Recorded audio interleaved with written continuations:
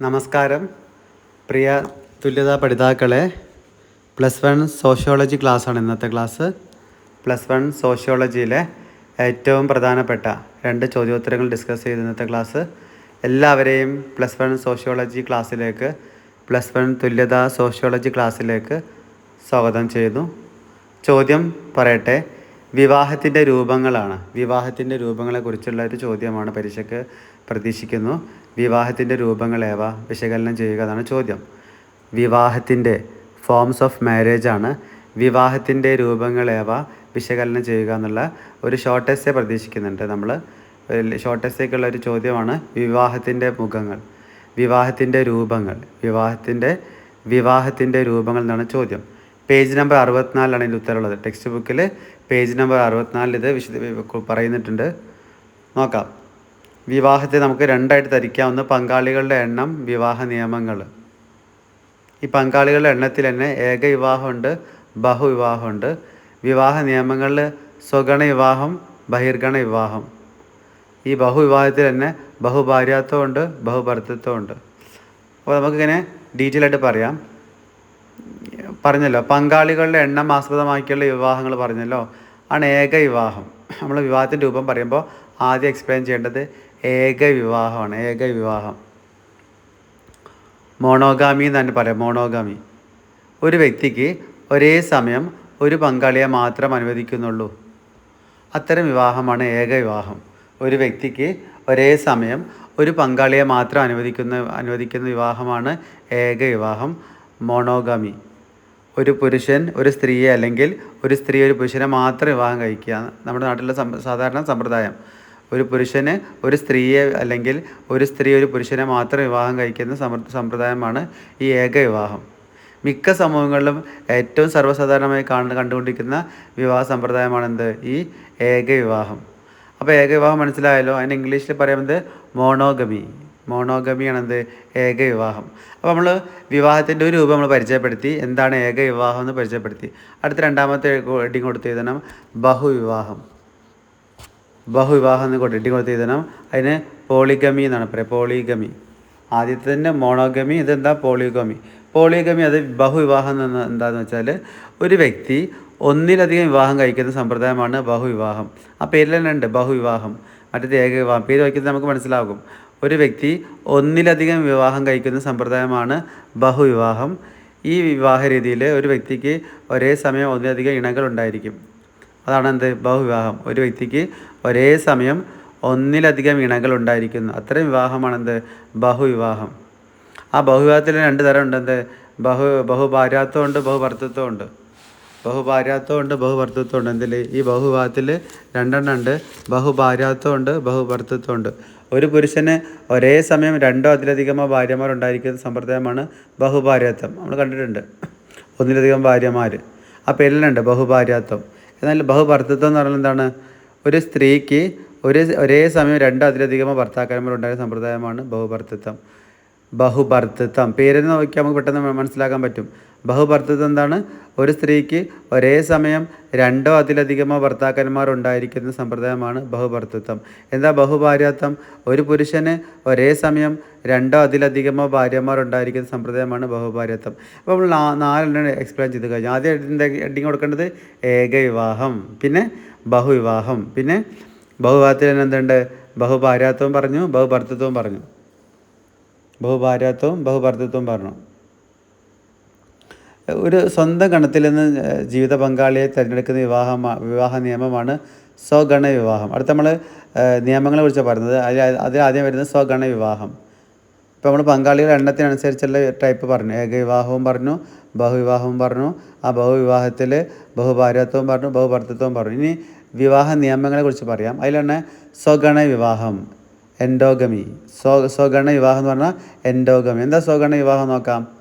സ്വന്തം ഗണം, സ്വന്തം ജാതി, സ്വന്തം ഗണത്തിൽ നിന്ന് ജീവിത പങ്കാളിയെ തിരഞ്ഞെടുക്കുന്ന വിവാഹ നിയമമാണ് സ്വഗണ വിവാഹം. സ്വന്തം ഗണത്തിൽ നിന്നും ജീവിത പങ്കാളിയെ തിരഞ്ഞെടുക്കുന്ന വിവാഹ നിയമമാണ് സ്വഗണ വിവാഹം, എൻഡോഗമി എന്ന് പറയും. ഈ വിവാഹ നിയമം അനുവർത്തിക്കുന്ന വിഭാഗങ്ങൾ സ്വന്തം ഗണത്തിന് പുറമെ വിവാഹം കഴിക്കാറില്ല. ജാതി, ഗോത്രം, വർഗം മുതലായവയാണ് ഗണം എന്ന് ഉദ്ദേശിക്കുന്നത്. സ്വന്തം ഗണം എന്ന് പറഞ്ഞാൽ സ്വന്തം ജാതി, സ്വന്തം ഗോത്രം, സ്വന്തം വർഗം. അപ്പോൾ സ്വന്തം ജാതിയിൽ നിന്ന് മാത്രം വിവാഹം കഴിക്കുന്നതാണ് എന്ത്? സ്വഗണ വിവാഹം. പേരിൽ തന്നെ ഉണ്ട്. ഇതിലെല്ലാ ടോപ്പിക്കും പഠിക്കുമ്പോൾ തന്നെ ആ പേരിൽ തന്നെ നമുക്ക് മനസ്സിലാക്കാൻ പറ്റും. ഏകവിവാഹം എന്താണെന്ന് മനസ്സിലാക്കാൻ പറ്റും. ബഹുവിവാഹം എന്താണെന്ന് പേരിൽ തന്നെ മനസ്സിലാക്കാൻ പറ്റും. ബഹുഭാര്യാത്വം, ഒന്നിലധികം ഭാര്യമാർ. എന്നാൽ ബഹുഭർത്തൃത്വം എന്താ? ഒന്നിലധികം ഭർത്താക്കന്മാർ. ഇപ്പോൾ ലേറ്റസ്റ്റ് എന്താ പറയുന്നത്? എന്താണ് സ്വഗണ വിവാഹം?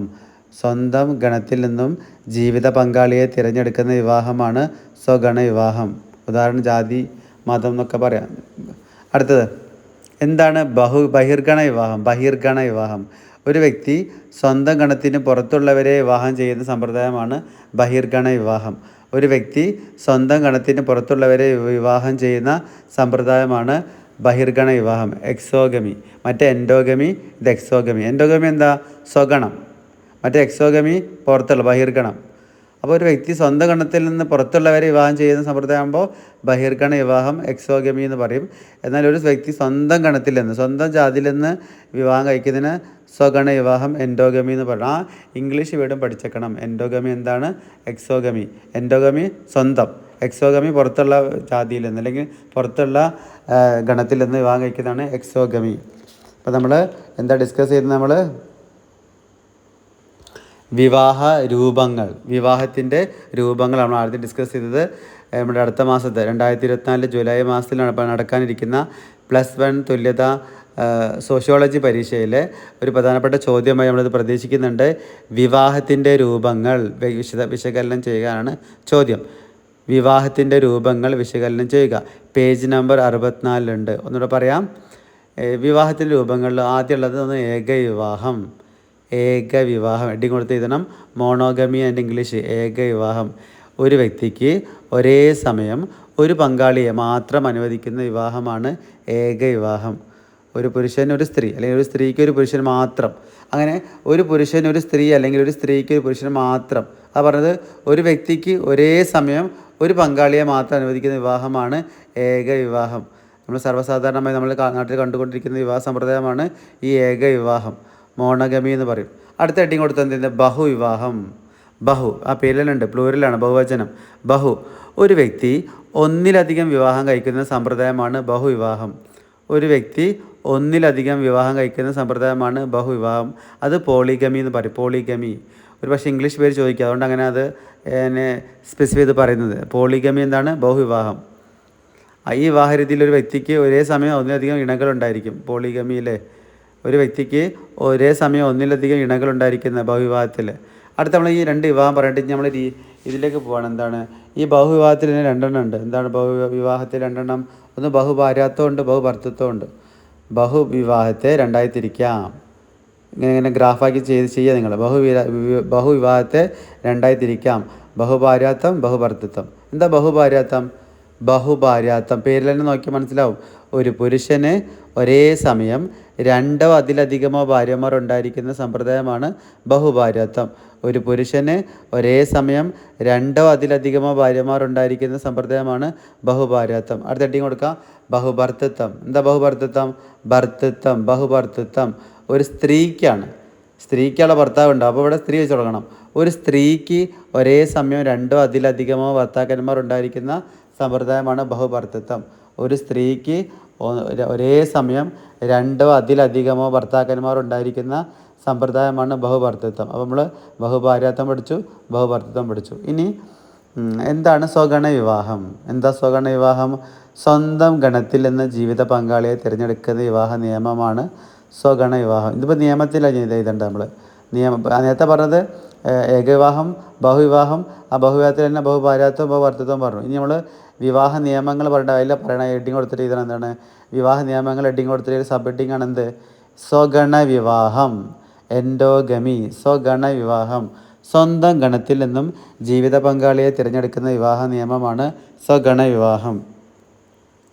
എന്നാൽ ഉദാഹരണം ജാതി, മതം, ഗോത്രം, വർഗം എന്നൊക്കെ പറയും. എന്നാൽ എന്താണ് ബഹിർഗണ വിവാഹം ഹെഡിങ് കൊടുത്തിരുന്നണം. ബഹിർഗണ വിവാഹം, എക്സോഗമി. ബഹിർഗണ വിവാഹം ഒരു വ്യക്തി സ്വന്തം ഗണത്തിന് പുറത്തുള്ളവരെ വിവാഹം ചെയ്യുന്ന സമ്പ്രദായമാണ് ബഹിർഗണ വിവാഹം. ഒരു വ്യക്തി സ്വന്തം ഗണത്തിന് പുറത്തുള്ളവരെ വിവാഹം ചെയ്യുന്ന സമ്പ്രദായമാണ് ബഹിർഗണ വിവാഹം. ഇത് നേരത്തെ പറഞ്ഞ സ്വഗണ വിവാഹത്തിൻ്റെ നേർ വിപരീതമാണ്. സ്വഗണം സ്വന്തം ഗണത്തിൽ, സ്വന്തം സമുദായം, സ്വന്തം ജാതി, സ്വന്തം മതം എന്നൊക്കെ പറയും. എന്നാൽ ബഹിർഗണ വിവാഹം എന്താണ്? പുറത്തുള്ളത്, സ്വന്തം ഗണത്തിന്, സ്വന്തം ജാതിക്ക്, സ്വന്തം മതത്തിന്, സ്വന്തം സമുദായത്തിന് പുറത്തുള്ളവർ. അതാണ് ഒരു വ്യക്തി സ്വന്തം ഗണത്തിന് പുറത്തുള്ളവരെ വിവാഹം ചെയ്യുന്ന സമ്പ്രദായമാണ് ബഹിർഗണ വിവാഹം. ഓക്കെ, അപ്പോൾ നമ്മൾ ഒരു ചോദ്യം ഡിസ്കസ് ചെയ്ത് കഴിഞ്ഞു. എന്താണ് വിവാഹത്തിൻ്റെ രൂപങ്ങൾ?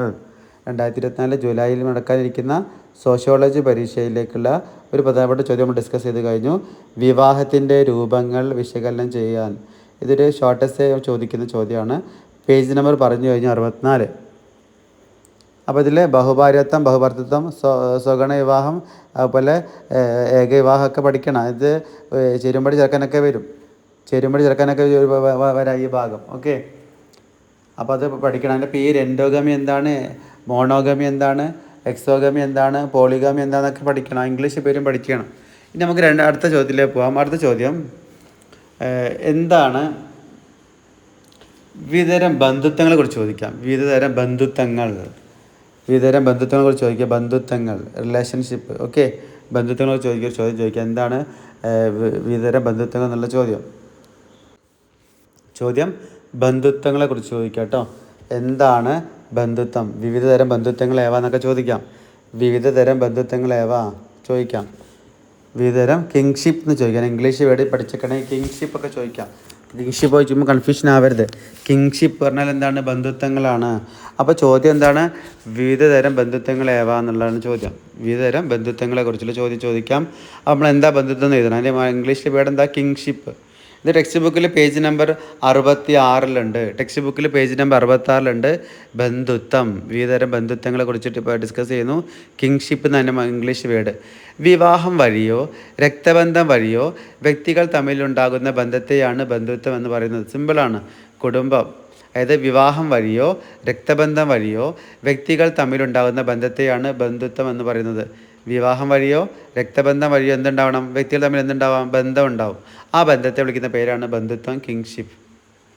വിവാഹം വഴിയോ രക്തബന്ധം വഴിയോ വ്യക്തികൾ തമ്മിലുണ്ടാകുന്ന ബന്ധത്തെയാണ് ബന്ധുത്വം അഥവാ കിങ്ഷിപ്പ് എന്ന് പറയുന്നത്. ഇപ്പോൾ ചെരുമ്പടിലൊക്കെ ചോദിക്കാം കേട്ടോ, അല്ലെങ്കിൽ എന്താണ് വിട്ടഭാവം പൂരിപ്പിക്കാൻ ചോദിക്കാം.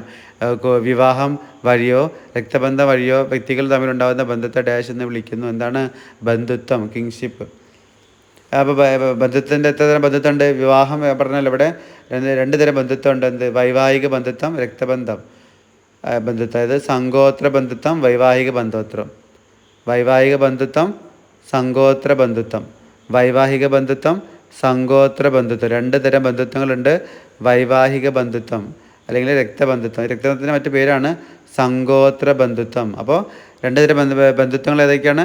വൈവാഹിക ബന്ധുത്വം, രക്തബന്ധുത്വം. വൈവാഹിക ബന്ധുത്വം, രക്തബന്ധുത്വം. വൈവാഹിക ബന്ധം എന്തായിരിക്കും? വിവാഹത്തിലൂടെ. മറ്റേ രക്തബന്ധം എന്തായിരിക്കും? രക്തത്തിലൂടെ. രക്തബന്ധത്തിലൂടെ നോക്കാം. ആദ്യം നമുക്ക് വൈവാഹിക ബന്ധുത്വം എന്താണെന്ന് നോക്കാം. ഓക്കെ, വിവാഹത്തിലൂടെ ഉണ്ടാകുന്ന ബന്ധുത്വമാണ് വൈവാഹിക ബന്ധുത്വം. വൈവാഹികം എന്ന് പറഞ്ഞ പേര് നമുക്കറിയാമല്ലോ അല്ലേ, സുപരിചിതമാണ്. വൈവാഹികം പറഞ്ഞാൽ വിവാഹവുമായി ബന്ധപ്പെട്ടാണ്. വിവാഹത്തിലൂടെ ഉണ്ടാകുന്ന ബന്ധുത്വമാണ് വൈവാഹിക ബന്ധുത്വം. ഉദാഹരണം: ഭർത്താവും ഭാര്യ, ഭർത്താവിൻ്റെ അച്ഛൻ, ഭർത്താവിൻ്റെ അമ്മ, ഭർത്താവിൻ്റെ അനിയൻ, മരുമകൾ, മരുമകൻ. ഇതൊക്കെ എന്താണ്? ഇതൊക്കെ വിവാഹവുമായി കണക്ട് ചെയ്തതാണ്. അപ്പോൾ വിവാഹത്തിലൂടെ ഉണ്ടാകുന്ന ബന്ധുത്വമാണ് വൈവാഹിക ബന്ധുത്വം. ഉദാഹരണം: ഭർത്താവ്, ഭാര്യ, ഭർത്താവിൻ്റെ അച്ഛൻ, ഭർത്താവിൻ്റെ അമ്മ, മരുമകൾ, മരുമകൻ എന്നൊക്കെ പറഞ്ഞതൊക്കെയാണ് വൈവാഹിക ബന്ധത്തിന് ഉദാഹരണം. അടുത്ത ബന്ധുത്വം എന്താണ്? രക്തബന്ധുത്വം. അടുത്ത ബന്ധുത്വം എന്താണ്? രക്തബന്ധം. അതിൻ്റെ ഉദാഹരണം, അതിൻ്റെ മറ്റു പേരുണ്ട്, സങ്കോത്ര ബന്ധുത്വം.